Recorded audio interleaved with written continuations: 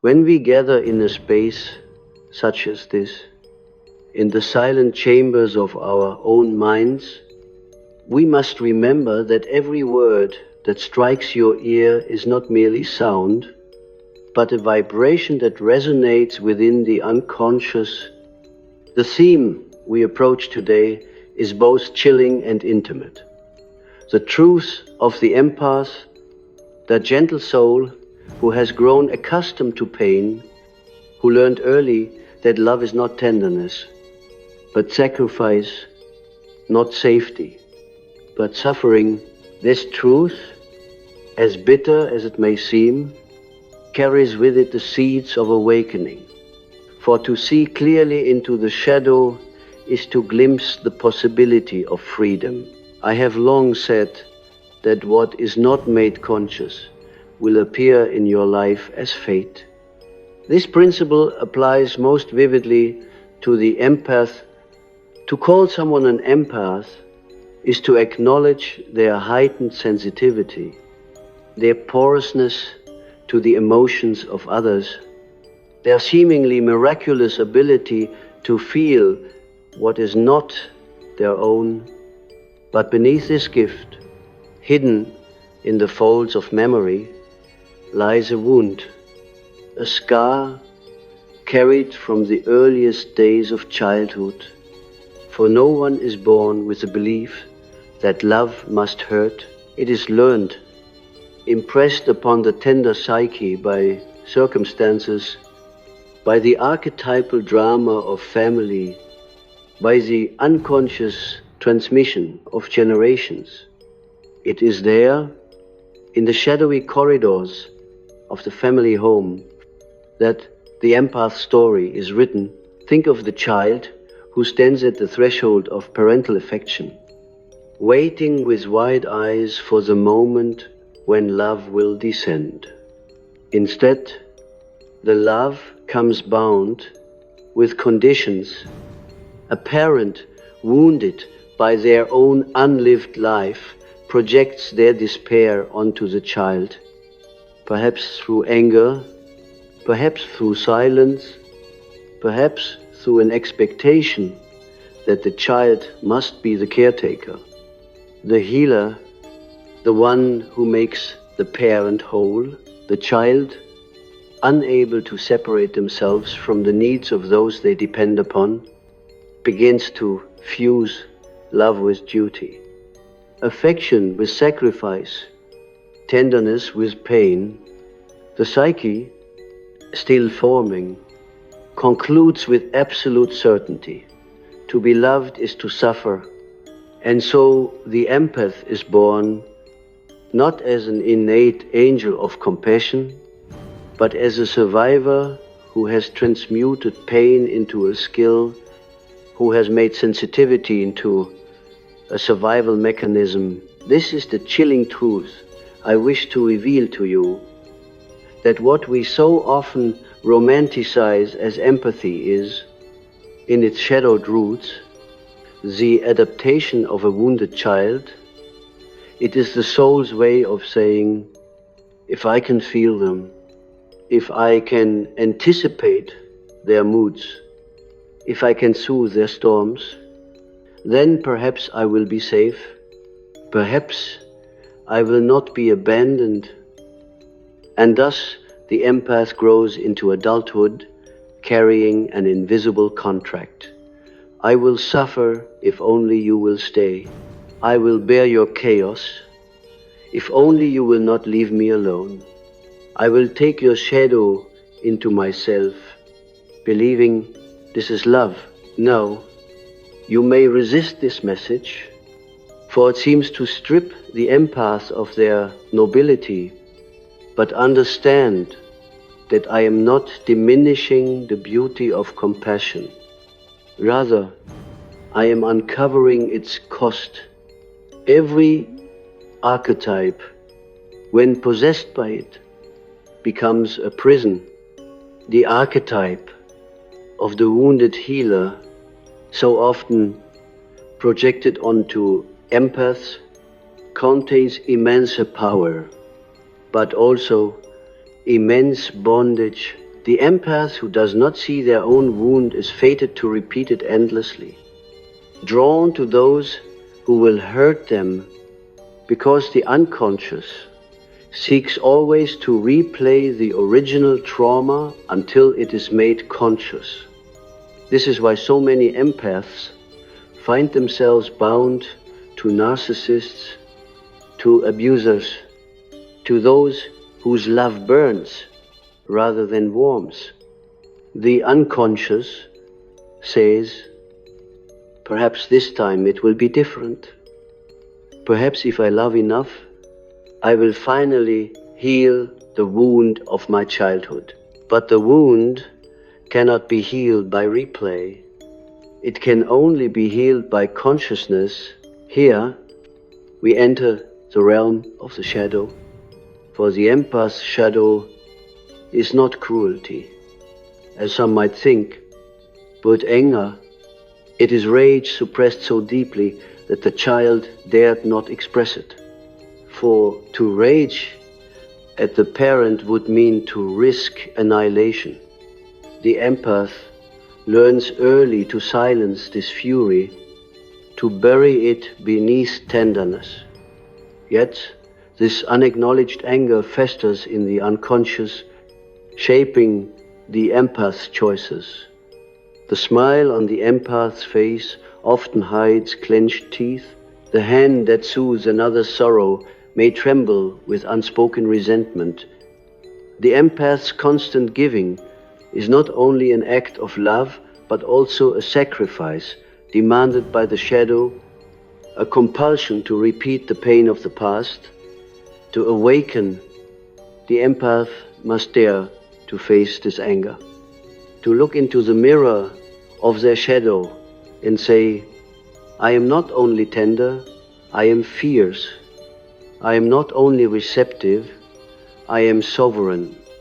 Only then can the empath separate true love from suffering. Let me tell you of a dream, for the dream is the royal road to the unconscious. A woman once shared with me a recurring dream. She is standing in a burning house, carrying a crying child in her arms.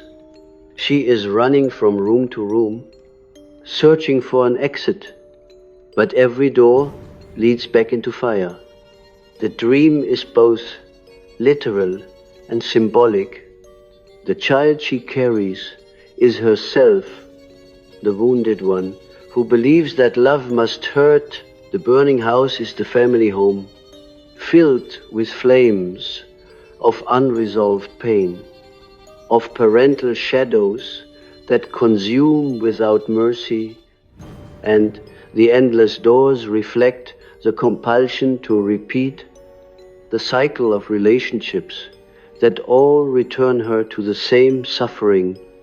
When she finally realized that the only escape was to put down the child, not to abandon her, but to stop carrying her as a burden and to embrace her as herself, she discovered the door that led outside, into air, into freedom. Such is the journey of the empath, to put down the weight of inherited suffering and to embrace the inner child, not as a victim, but as a source of healing. The archetype of the child is central here. In every culture, the child symbolizes both innocence and vulnerability, but also potential. The divine child archetype represents the possibility of renewal, of rebirth, of a future not chained to the past. But the wounded child archetype, when left unintegrated, becomes the ghost that haunts the empath's every relationship. To be free, the empath must integrate this archetype, must look upon the child not with pity, but with reverence, to say, yes, I was hurt. Yes, I believed that love must hurt but I am no longer only that child. I am also the adult who can protect them. Now, the moment this recognition dawns, the empath begins to transform. Their sensitivity, once a survival mechanism, becomes a conscious gift.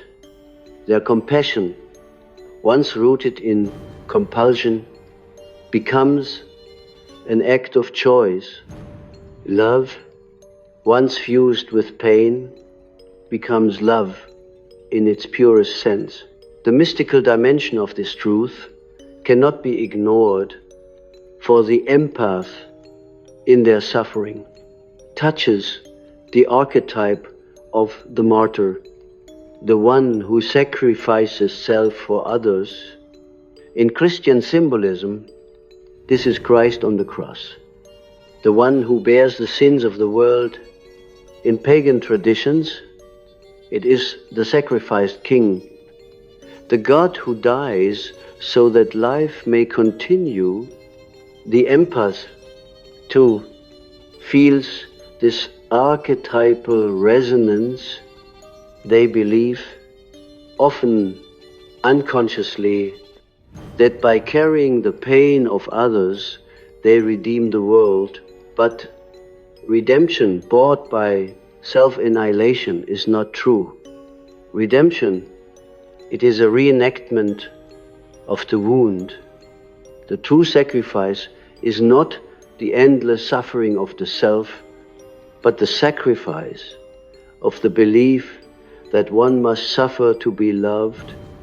This is the most difficult sacrifice of all, for it requires killing the very identity that has defined the empath since childhood.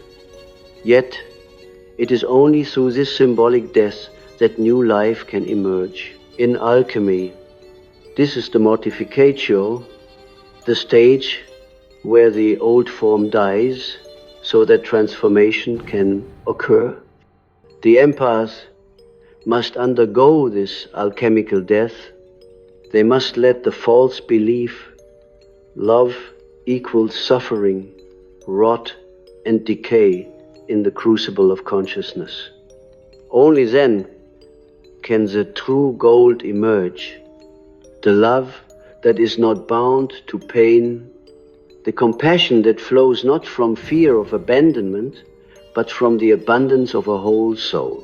The empath who passes through this crucible becomes not the wounded child, but the wise healer, not the martyr, but the sovereign. They no longer confuse intimacy with self-betrayal, nor do they seek partners who mirror the parental wound. Instead, they stand as individuals who can love without losing themselves, but the path is long and the shadow resists. You may notice in yourself, if you are such a one, how difficult it is to say no, how terrifying it feels to withhold your gift of empathy, for the unconscious whispers, if you stop giving, you will not be loved. If you stop suffering, you will be abandoned. This is the primal fear of the child, still alive in the adult. To confront it is to confront death itself, for to the psyche, abandonment is annihilation. Yet here lies the gateway. When you sit with this fear, when you allow yourself to feel it fully, without running to soothe it with compulsive empathy, you discover that you do not die, you remain. You discover that you are not that helpless child anymore. And in that moment, a new archetype awakens within you. The self, the center that holds both light and shadow, both tenderness and power. When we continue on this path of exploration, we must recognize that what we call empath is not merely an individual trait, but an entire psychic configuration shaped by the collective unconscious. The empath is both personal history and archetypal pattern. They carry within themselves not only the burden of their childhood, but also the universal motif of the sacrificial child, the one who takes upon themselves the suffering of the family, of the tribe, of the lineage. In this sense, the empath is often unconsciously chosen by the family system to be the vessel of pain, the one who will bear the shadow of many generations. And because they carry this, they grow accustomed to believing that their role in life is to absorb, to soothe, to feel. Yet what is carried unconsciously becomes destiny. And so the empath is destined to repeat unless they awaken to the symbolic meaning of their suffering. You see, the psyche is not cruel in its repetitions, though it may feel so. The psyche repeats because it desires wholeness. Every relationship the empath enters, every wound reopened, every betrayal endured, is the unconscious arranging the stage for recognition. The partner who mirrors the coldness of the father or the volatility of the mother is not merely an accident. They are the actor chosen by the unconscious to reenact the original drama, in the hope that this time the individual will become conscious. It is the same play, again and again, until the actor finally realizes they are not only a role, but also the playwright. This is why so many empaths feel trapped in cycles of toxic love. They are not cursed. They are being invited to wake up in the language of dreams. This cycle often appears as labyrinths. I have seen countless dream reports where the dreamer is walking through endless corridors, unable to find an exit, pursued by figures that shift shape, sometimes a parent, sometimes a lover, sometimes a faceless shadow. The labyrinth is the image of repetition, the endless search for the way out, and the faceless pursuer is the projection of the unresolved shadow, the unacknowledged truth that love was once bound to pain. Until the dreamer stops running and turns to face the pursuer, the labyrinth will have no end. For the key is not escape, but confrontation. When the empath finally turns to face the shadow, they realize that what they feared was their own forgotten child self crying for recognition. To embrace that child is to step out of the labyrinth, but I warn you, this turning is not without terror. The empath's identity is so bound to the belief, I must suffer for love, that to release it feels like death. And indeed, symbolically, it is a death. It is the death of an identity that has sustained them, even as it has imprisoned them. It is the death of the martyr complex, the death of the belief that self-sacrifice is the only road to belonging. This death is the dark night of the soul. It is the descent into the underworld, the journey of Inanna, stripped of every garment as she descends into the realm of the dead. The empath, too, must be stripped of their masks. The smile that hides the pain, the giving that hides the fear, the compassion that hides the rage. Only naked in the underworld can they confront the truth. This is where the archetype of the shadow becomes unavoidable. For the empath, the shadow contains all the forbidden emotions: anger, resentment, selfishness, even hatred.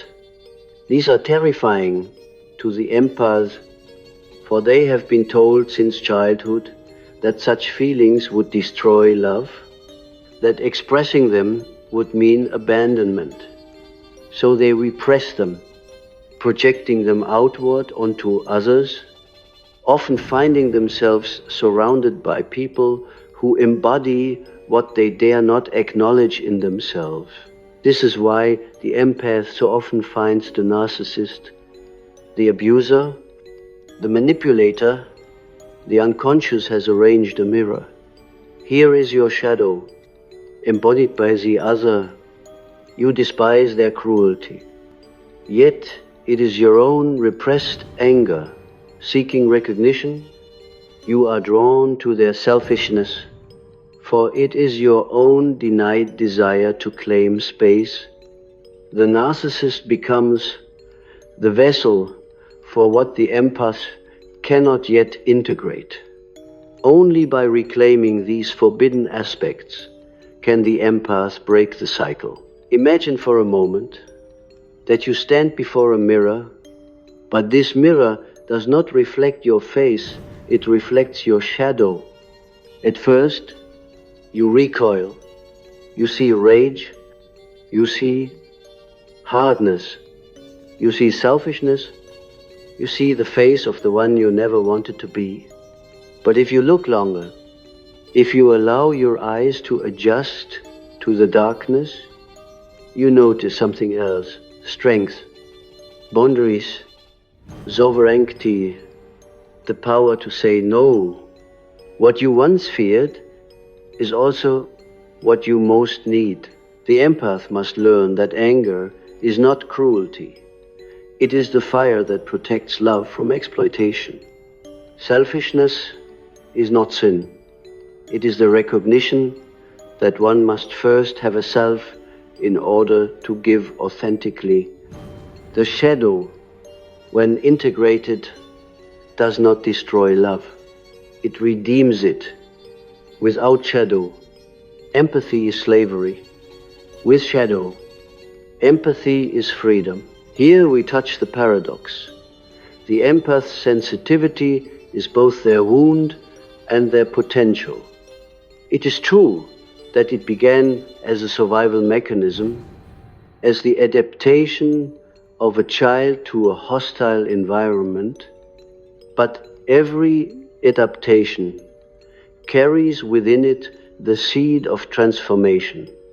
Just as the scar tissue that forms after an injury is stronger than the original flesh, so the empath's sensitivity, when made conscious, becomes a gift of extraordinary depth.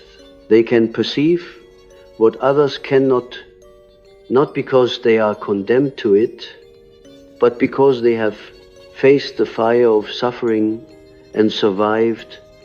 Their empathy, freed from compulsion, becomes a conscious bridge to the souls of others. It is no longer, I must feel you in order to be safe, but rather, I choose to feel you because I am whole. This is the difference between bondage and freedom. To illustrate this, I recall the myth of Chiron, the wounded healer. Chiron was struck by a poisoned arrow, a wound that could never heal, and yet, because of his wound, he became the greatest healer of all. His pain did not destroy him. It transformed him into a guide for others.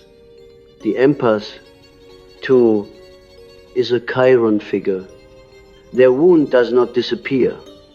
It becomes the source of wisdom. But the danger is when the empath identifies only with the wound, when they cling to suffering as proof of their identity, then they remain bound, forever bleeding, forever seeking to heal others in the hope that it will heal themselves.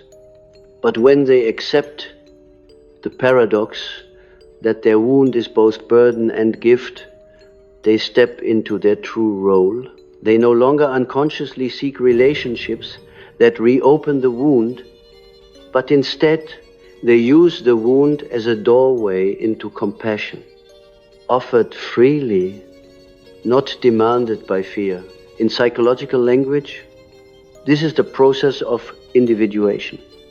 The empath, like every human being, is called to individuate, to become whole by integrating shadow and light, past and present, child and adult.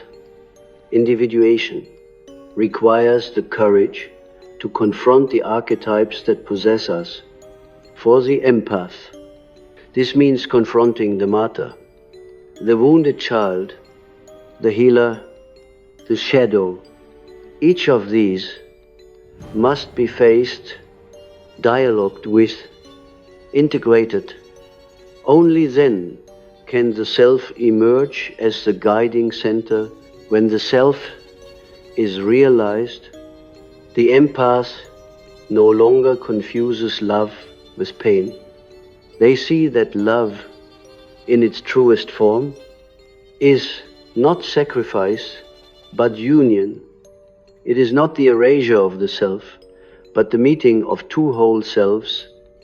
This realization is liberation. Yet, let us not imagine that this liberation is easy or swift. It is a path, often long, often marked by despair, for the empath must first endure the collapse of illusions. They must realize that their giving has often been a mask, that their compassion has been laced with fear, that their relationships have been chosen not by freedom but by compulsion. This recognition is painful, but it is the necessary nigredo, the blackening of alchemy, the stage where all that is false must decompose. In this decomposition, the empath feels lost, empty, stripped of meaning. But only when the old identity has been reduced to ashes can the new form arise.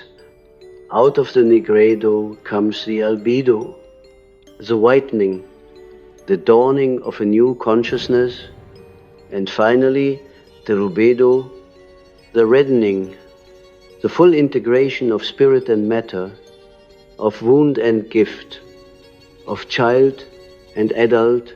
And so I say to you, if you are an empath and you find yourself weary from suffering, do not despair.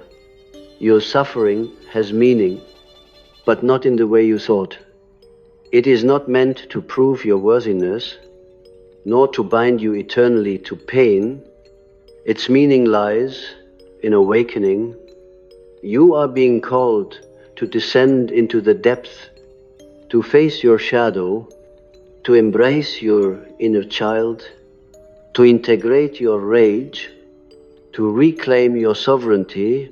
When you do, your empathy will cease to be a curse and will become a conscious choice, a radiant gift. You will know at last that love does not have to hurt, and in that knowing you will be free. When we speak of liberation, we must not imagine that the empath simply awakens one morning and discards their old chains like garments that no longer fit. The psyche does not move so quickly. It circles, it weaves, it tests the unconscious like an ancient oracle, presents the same lesson in many disguises, demanding that we confront it again and again until we learn to see with new eyes. Thus, the empath often finds themselves reliving the same relationships, the same betrayals, the same wounds, until the repetition becomes unbearable. It is at that threshold of despair, when the pain has become too great to deny, that transformation is most possible. For despair is not the end, it is the portal. The dark night of the soul is not eternal night, it is the passageway to dawn. I recall a patient who dreamt of a vast cathedral, its walls crumbling, its stained glass shattered, its altar cracked in two. She entered and felt overwhelmed by grief, as though the collapse of the cathedral was the collapse of her very being. Yet, as she walked deeper inside, she noticed a tiny green shoot sprouting between the broken stones. That fragile shoot was life itself. Emerging from ruin, the cathedral was her old identity. The empath who defined herself by suffering and its destruction was necessary. The shoot was her true self, delicate yet indestructible, ready to grow. Now that the old edifice had fallen, the dream revealed that what seems like death is often rebirth, that what collapses under the weight of truth clears space for something authentic to emerge. You must understand that the empath's journey is profoundly initiatory. It mirrors the rites of passage found in ancient cultures, where the initiate was stripped of identity, plunged into darkness, symbolically dismembered, and then restored with a new soul. In tribal rituals, the candidate for adulthood was taken from the familiar, cast into isolation, and forced to endure trials that seemed unbearable. In those moments of fear and vulnerability, the initiate discovered the deeper resources of the psyche, the hidden well of strength. The empath, too, undergoes this trial, though not within a tribe ceremony, but within the theater of relationships. Each betrayal, each heartbreak, each painful repetition is a trial.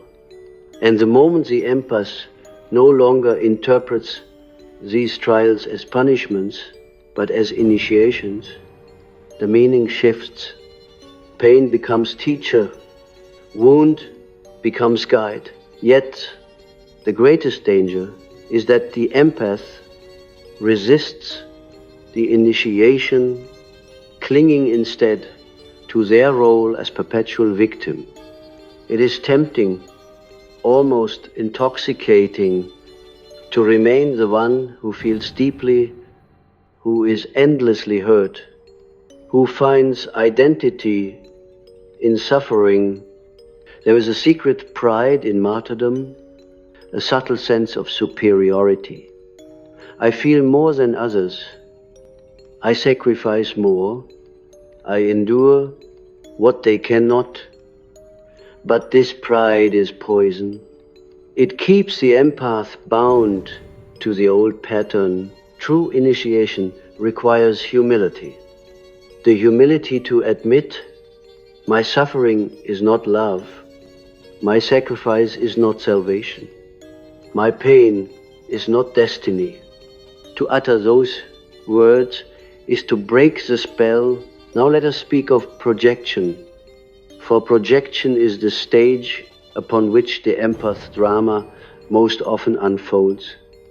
The unconscious seeks wholeness, and what is repressed in oneself is projected onto others. The empath represses anger, desire, so vereint, and thus projects them onto partners who embody cruelty, selfishness, dominance. The empath despises these qualities in the other, not realizing that they are mirrors of their own shadow. They fall in love with those who hurt them, not because they enjoy pain, but because their unconscious longs for integration. The soul says, "Here is your shadow, embodied in flesh, brought close enough for you to confront." But instead of integrating, the empath tries to change the partner, to heal them, to redeem them. This is a tragic misstep, for the task is not to redeem the other, but to reclaim the lost pieces of the self. Consider again the myth of Persephone. She is taken into the underworld against her will, forced to dwell with Hades, Lord of the dead. On the surface, this is a tale of violation, but in symbolic language, it is the descent of the feminine into the shadow, the initiation of the soul into depths previously denied. Persephone resists, yet she eats the seeds of the underworld, binding herself forever to its realm, and in that binding, she becomes queen of both worlds, the light above and the dark below. This is the empath's task, not to remain forever the stolen child, lamenting their fate, but to embrace the underworld, to integrate its darkness, and thereby to rule both realms. When the empath accepts their shadow, they cease to be victim, they become sovereign. The empath's dreams often reveal this struggle with projection. I recall one who dreamt of being chained to a wolf. She feared the wolf, for it snarled and pulled at her, dragging her through the forest. She tried desperately to break the chain, believing the wolf to be her tormentor. Yet, the more she fought, the tighter the chain cut into her flesh. Only when she stopped struggling, when she looked into the wolf's eyes and saw her own reflection, there did the chain dissolve. The wolf was her shadow, her repressed strength and fury. Once acknowledged, it ceased to be tormentor and became ally. Such is the alchemy of projection. The enemy, when recognized as part of the self, becomes a source of power. We must also speak of love, for the empath's greatest wound is their confusion of love with pain. They believe that to be loved is to suffer, that affection must be earned through sacrifice, that belonging requires betrayal of self. This belief is insidious because it feels natural, woven into the very fibers of their being. Yet it is not love they have known, but attachment rooted in fear. True love does not demand self-betrayal. True love does not require endless sacrifice. True love does not burn like a fire that consumes. It warms like a sun that nourishes. But to know true love, the empath must first love themselves, not in a sentimental way, but in the profound act of honoring their own boundaries, their own worth, their own right to exist without pain. Only then can they enter a relationship where love is mutual, where giving flows from fullness rather than compulsion. Mystically, this shift is mirrored in the symbol of the alchemical marriage, the conjunctio oppositorum, the union of opposites.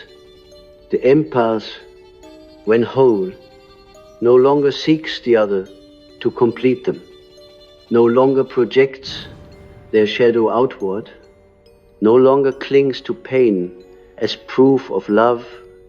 Instead, they unite within themselves the tenderness of empathy and the strength of sovereignty, the light of compassion and the fire of anger, the innocence of the child and the wisdom of the adult. This inner marriage births a new being, a self that is radiant, integrated, the whole. And from that wholeness, love flows naturally, not as a desperate hunger, but as a creative abundance. But beware, the world does not always welcome such wholeness. When the empath transforms, when they cease to be endlessly giving, those who fed upon their suffering may rage, may accuse, may abandon. This too is part of the initiation. The empath must be willing to lose false love in order to gain true love. They must be willing to endure solitude, the terrifying silence of being alone with oneself, rather than return to the comfort of painful attachments. Yet in that solitude, the soul speaks.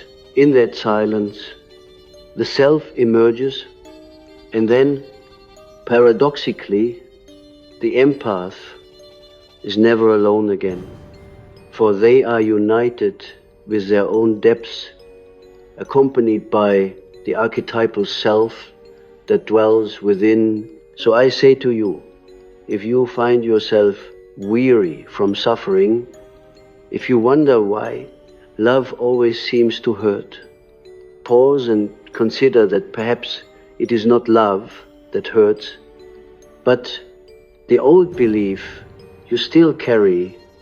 Perhaps you are repeating the childhood drama, mistaking familiarity for love. Perhaps you are projecting your shadow onto those who harm you. Perhaps the pain is not destiny but initiation. If you dare to turn inward, to face the labyrinth, to embrace the wolf, to descend into the underworld, you will discover that the key was within you all along. And then you will know what it means to love without chains. And now we arrive at the final movement of this exploration, the culmination, where the empath story, once defined by chains, begins to unfold as a revelation of freedom. To stand at this threshold is to recognize that the wound was never simply a private misfortune, but an archetypal journey. You are not merely an individual carrying too much feeling. You are a soul invited to transmute suffering into consciousness. That is why your pain has felt so heavy, why your sensitivity has seemed unbearable at times.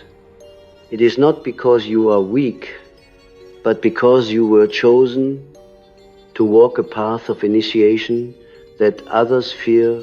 Every empath, whether they know it or not, participates in the drama of the archetypal child.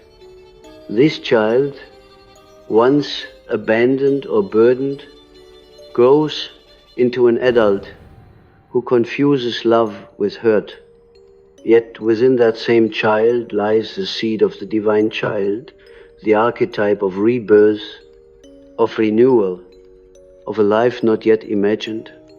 The divine child never dies, though it may be buried beneath layers of fear and shadow.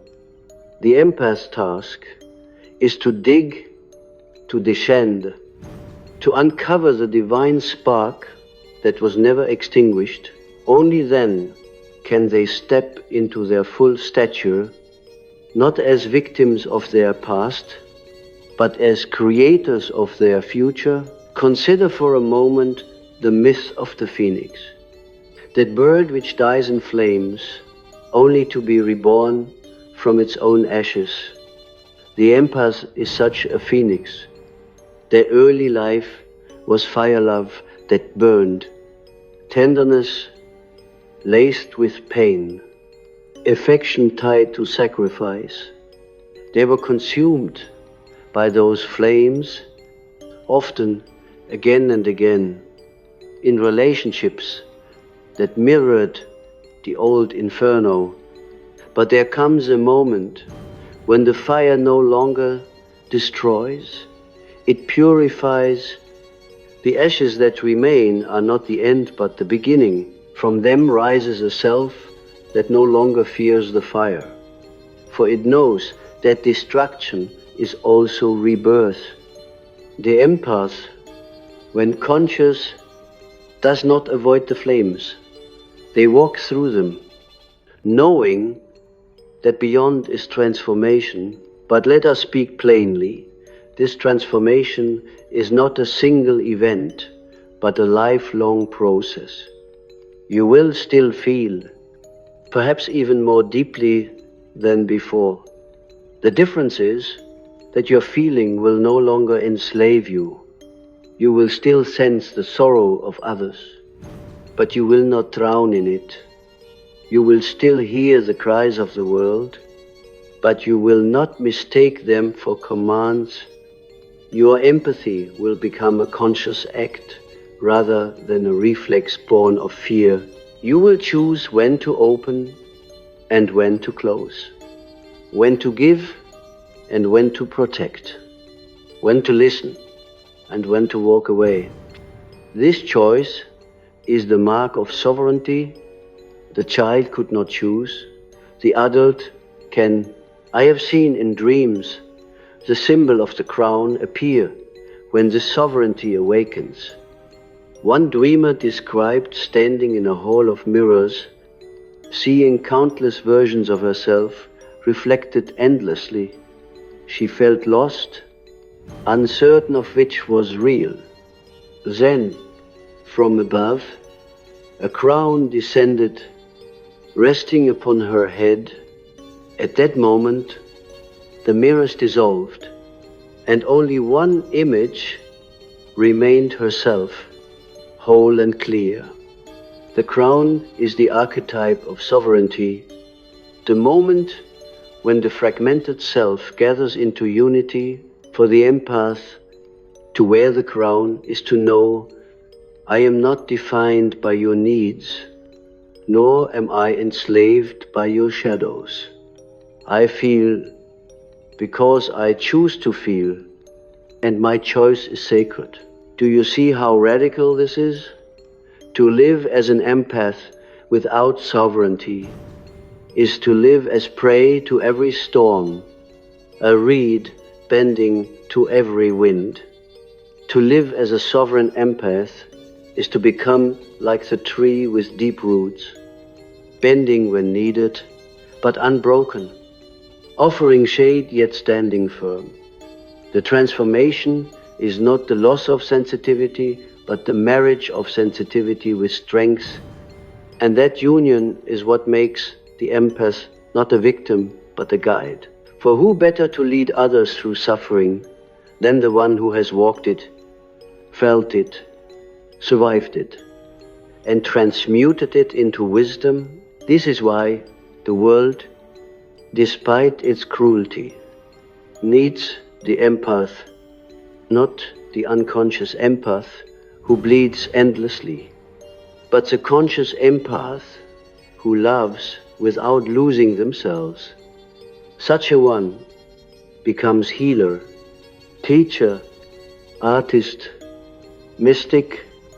They channel the depths of human feeling into creations that uplift rather than destroy. They carry the archetypal wisdom of the wounded healer, no longer trapped in their wound, but offering its energy as medicine. When the empath reaches this stage, their life ceases to be a repetition of childhood drama and becomes instead a vocation, a calling. Their suffering was never meaningless. It was the crucible that prepared them to serve. Yet even here, vigilance is required, for the old pattern will beckon, whispering, suffer again, sacrifice again, lose yourself again. The shadow is never gone. It waits always at the edges of consciousness. The task is not to eliminate the shadow, but to remain in dialogue with it, to recognize its voice without obeying it. The empath must learn to say, yes, I hear the part of me that fears abandonment, that longs to prove love by suffering, but I will not follow you anymore. I choose instead the path of wholeness. In this refusal lies true strength. Mystically, this choice is the same choice made by every hero in every myth. The hero does not slay the dragon once and live happily ever after. The dragon must be faced repeatedly, in many forms. The empath's dragon is the compulsion to equate love with hurt. Each time it arises, each time the old pattern reappears, the empath has the chance to choose differently, and with each choice, the new self grows stronger. This is the eternal work of individuation, not a single triumph, but a lifelong dance between light and shadow, consciousness and unconsciousness. And so, as we come to the close of this reflection, I invite you to feel the weight and the gift of your journey. If you are an empath, your childhood may have taught you that love must hurt, but you are no longer only that child. You are the adult who can hold that child, who can whisper to them, it is over now, you are safe. Love does not have to wound.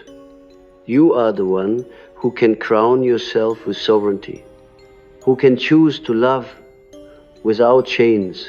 You are the one who can transform your wound into wisdom, your pain into power, your sensitivity into sacred sight. This is the chilling message, yes, but also the liberating one. The empath is just a child who grew up believing love must hurt, and yet that same child carries within them the divine spark that can ignite a life beyond suffering. The question is whether you will continue to repeat the old story or whether you will write a new one. The unconscious has brought you this far. Now consciousness must take the lead. Remember this. Love is not suffering. Love is not the cross you must forever bear.